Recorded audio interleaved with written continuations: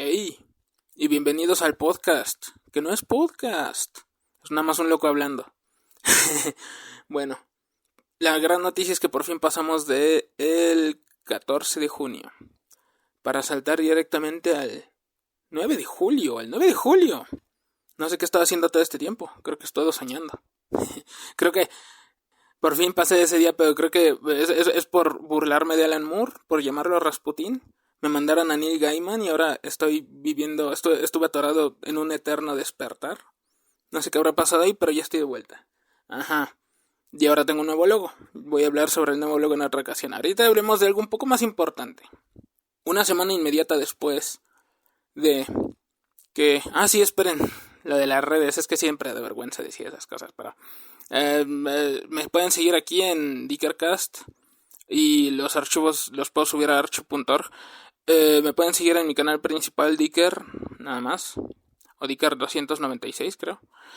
Me pueden seguir en redes sociales como Dicker 296 y me pueden apoyar en Patreon también como Dicker 296. Bueno, ahora sí, hablar sobre algo más importante, que es inmediatamente después, una semana de que comencé a grabar, sucedió algo relevante para mi persona, por lo menos, y para el país, de hecho.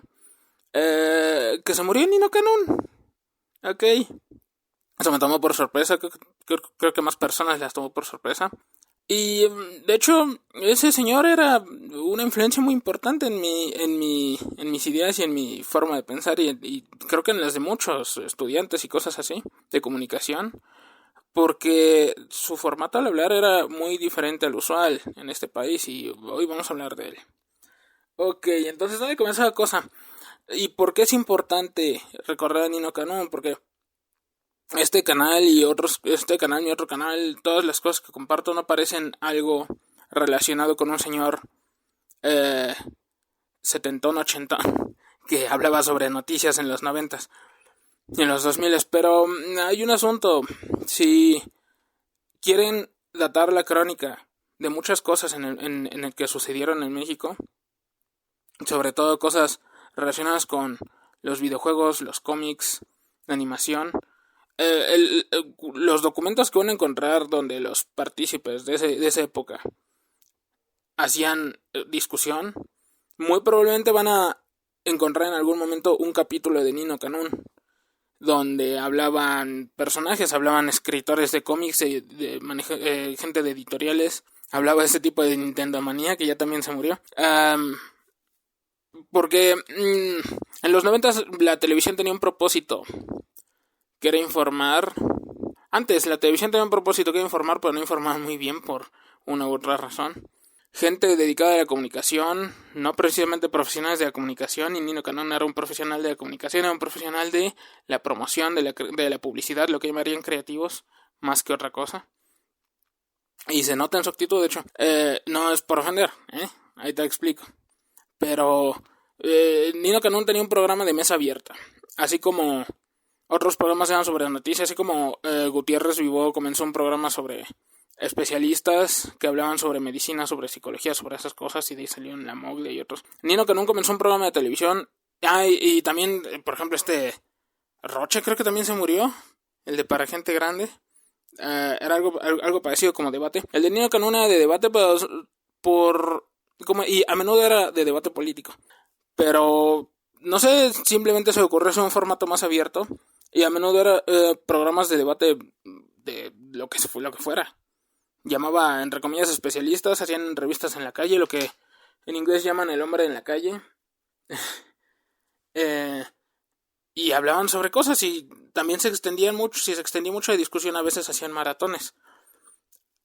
Y muchas comunidades no asociadas con la política, por eso digo que comenzó su discusión en el programa de Nino Canún. Él los ponía a hablar por turnos, a veces hablaba gente del público, a veces hablaba gente de gente de la calle, de los videos, sobre las cosas, iban extendiendo el debate. Un vicio de este problema de abrir más allá de la política los programas de debate es que también comenzaron cosas como lo de los ovnis. Jaime Maussan, su carrera se puede decir que despegó ahí como especialista en ovnis, y hay por ahí en YouTube, así como hay capítulos sobre videojuegos y cosas así, también hay capítulos sobre ovnis. Y capítulos de 3, 4 horas, no sé de dónde sacaban tanto tiempo. O si era programa nocturno, es que todo eso yo no lo presencié.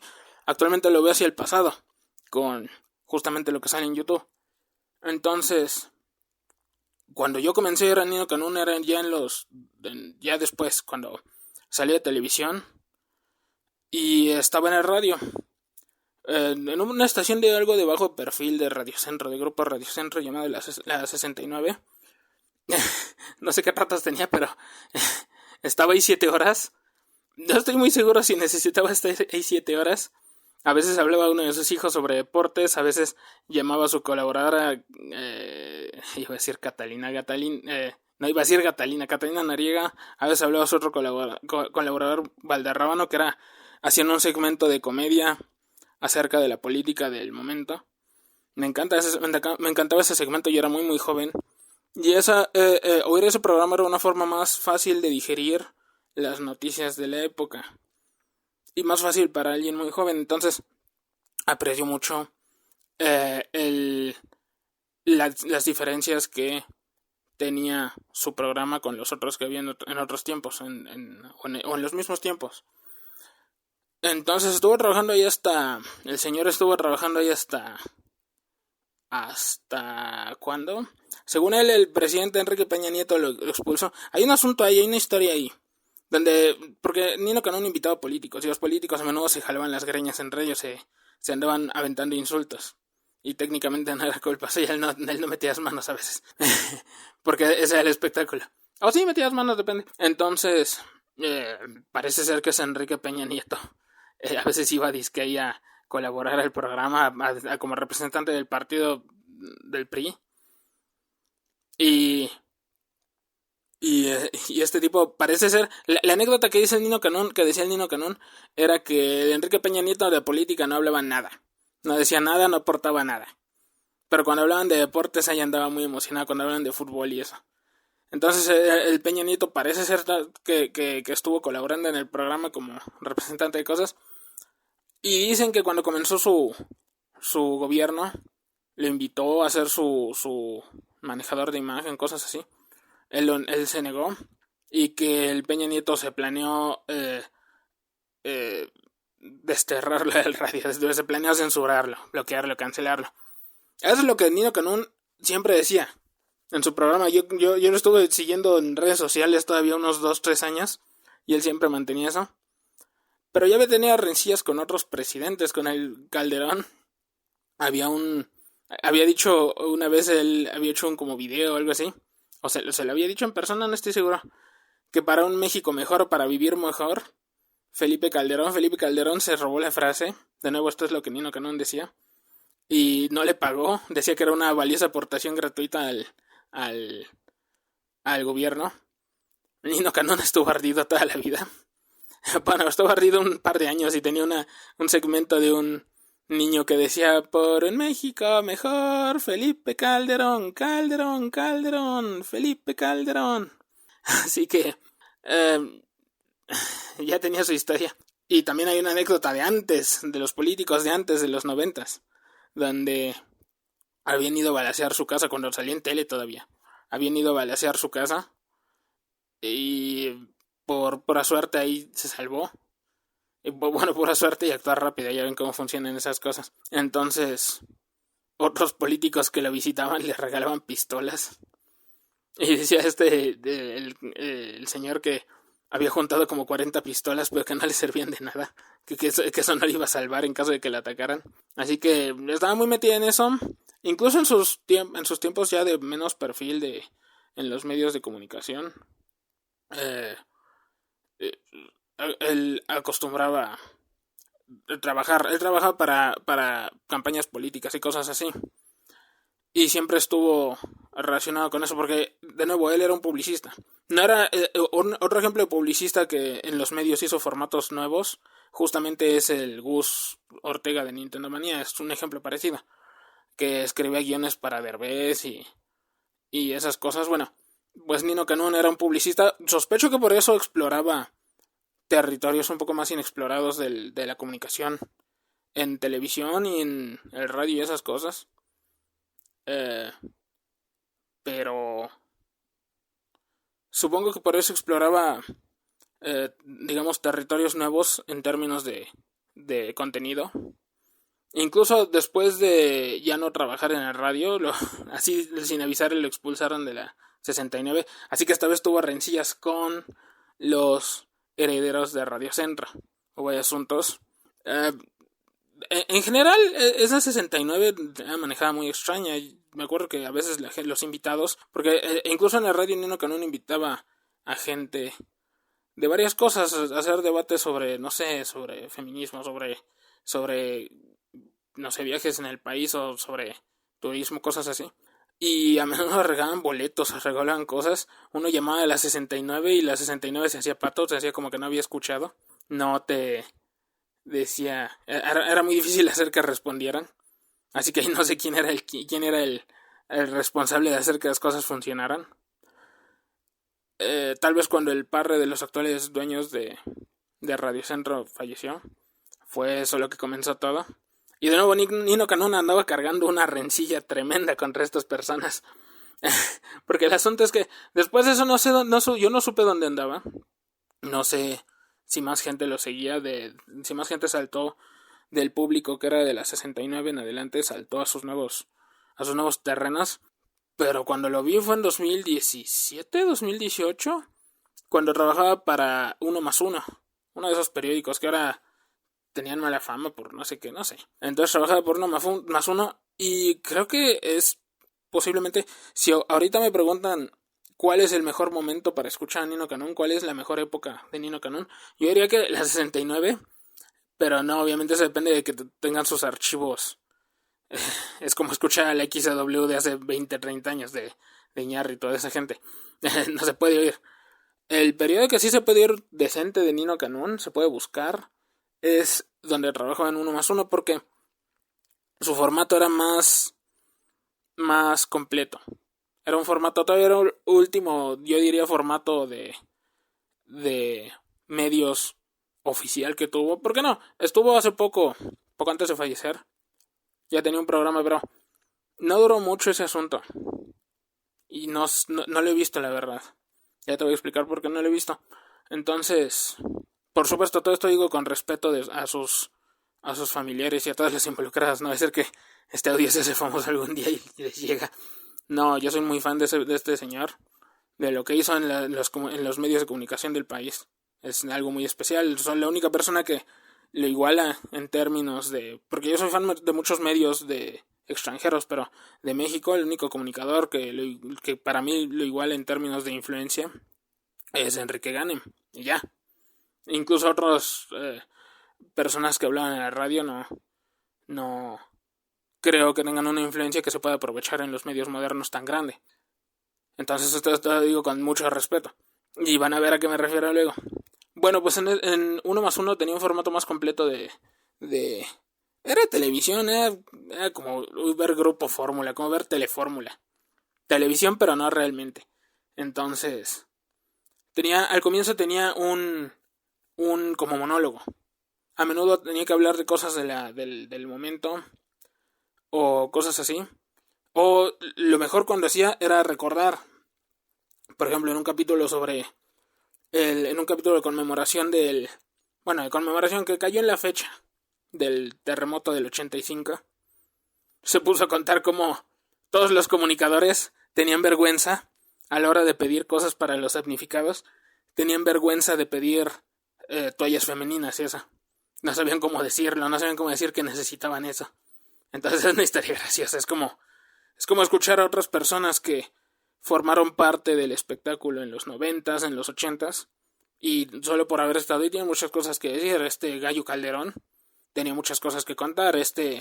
Alfredo Palacios, aunque siempre haya sido estilista, también tenía muchas cosas que contar. Ambos hasta que murieron contaban unas historias muy interesantes. Y Nino Canún de esta época también contaba unas historias muy interesantes. Si pueden buscar ese contenido, el contenido que grabó en Uno Más Uno, porque afortunadamente él lo podía subir a su canal de YouTube. Por ahí hay un canal de YouTube de Nino Canún con su contenido viejo que se fue apilando. Entonces, si pueden buscar el contenido es muy interesante. Tenía monólogo, es que es monólogo, no tengo otra forma de llamarlo. Hablaba a la cámara a una pantalla verde, donde atrás le ponían un paisaje de ciudad, así como de la colonia del Valle o algo así. Y a menudo los del staff se cruzaban porque tenían que conectar algo, y sí. Y él a cada rato le mencionaba, tú saliste, no querías salir en la cámara, pero saliste. Entonces, era una persona muy carismática. Entonces, si pueden buscar ese contenido, búsquenlo. Hacía debates y todo eso. Cuando comenzó lo de las campañas políticas del 2018, antes del 2018, del 2017, hubo mucho contenido acerca de las elecciones del Estado de México. Y eso era un vaticinio de lo que se iba a seguir en el contenido de Nino Canún. Porque en ese entonces se pensaba que quien iba a ganar las elecciones del Estado de México iba a ganar las del país. No fue así. Entonces el PRI ganó las elecciones del Estado de México, Morena ganó las del país. Y ocurrió el gran evento poco después de Nino Canún. En primer lugar, que se salió de 1+1. Lo echaron o algo, porque lo echaban de todas partes. Lo habrán echado, conociéndolo. Pero se salió de 1+1. O tal vez simplemente 1+1 ya no manejaba ese contenido. Así que sí, lo echó. Entonces, lo que hizo Nino Canún era participar en redes sociales. Subía videos a Facebook, subía lives en Facebook y en YouTube.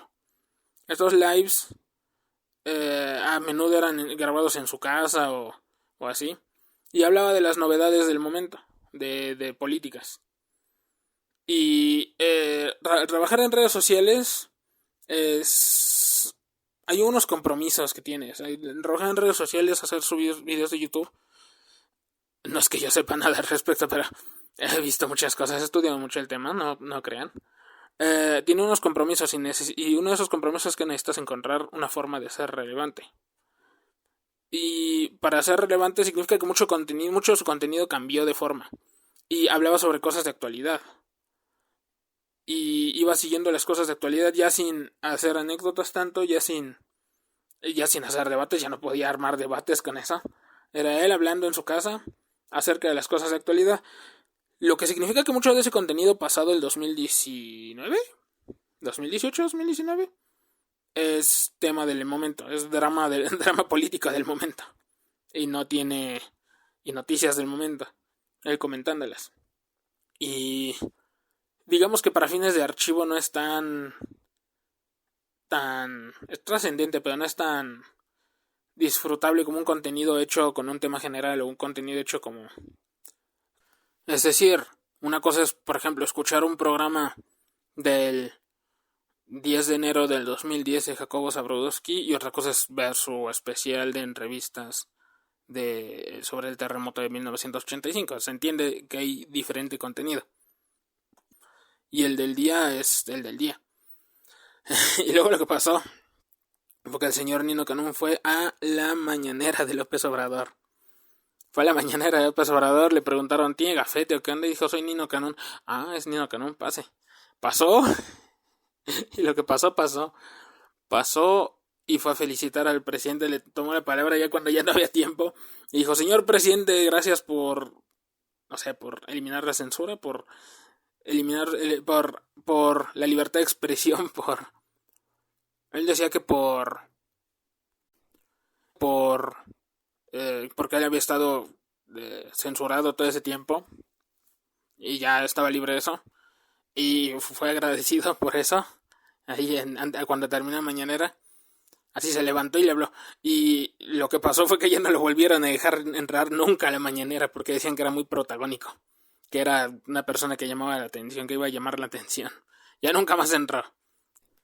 Apenas que falleció, el presidente López Obrador dijo, no, pues Nino Canún me trató muy bien. Entonces sí lo mencionó.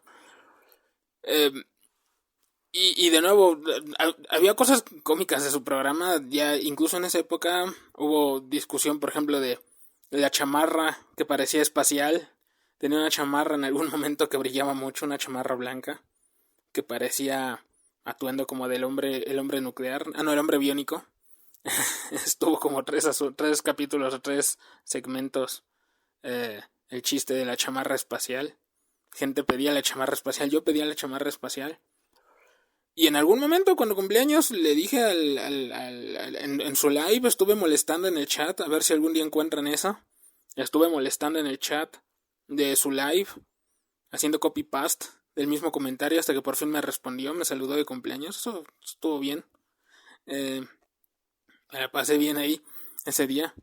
Pero de plano ya con el drama, por ejemplo, ese de cuando se iba a juzgar a los expresidentes y él estaba muy emocionado por eso y no acabó ocurriendo nada, ya yo en lo personal le perdí un poco el interés a su programa. Recién me entero de que estuvo en... ¿Qué medio estuvo? Ni me enteré bien de eso. Pero tengo curiosidad, igual veo qué contenido estuvo armando hace poco. Todavía.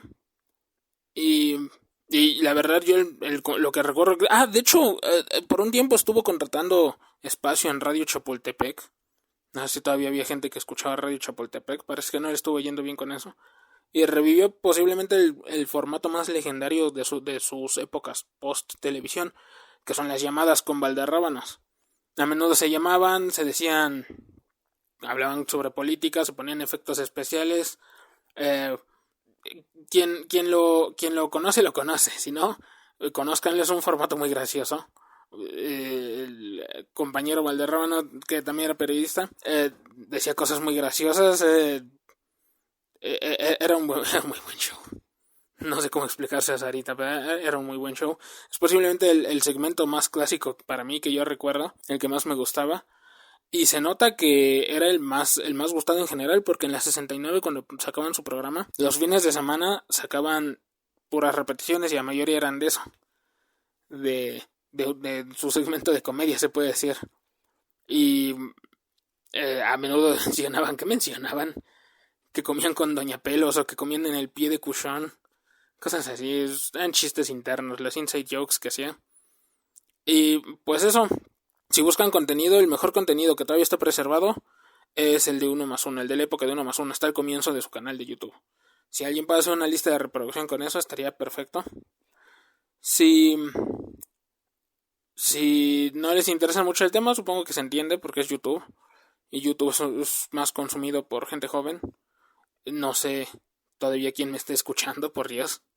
Yo solo hablo porque necesito hablar. Y hablo por personas como el señor Nino Canún, que le tengo mucho respeto y que se lamenta su pérdida. Y se aprecian sus aportes de los medios de comunicación. Es muy interesante y yo escuchaba mucho y tenía que decir esto. Ok, ya se me cortó la grabación varias veces, así que no sé ya cuánto mide. Pero nos vemos la próxima semana.